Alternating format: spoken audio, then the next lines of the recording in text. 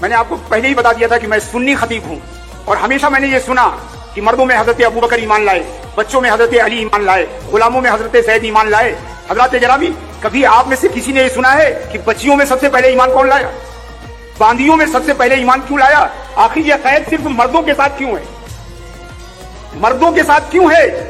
بنیادی وجہ ہے کہ ایک خاص وقت میں حضرت علی کی اولیت مطلقہ کو پردے میں رکھنے کے لیے یہ تقسیم کی گئی، یعنی حضرت علی وہ اول المسلمین ہیں، اس بات کو چھپانے کے لیے تقسیم کی گئی، ورنہ اگر ارادہ نیک ہوتا تو یہ بھی بتایا جاتا کہ لڑکیوں میں کون سب سے پہلے ایمان لایا اور باندیوں میں سب سے پہلے کون۔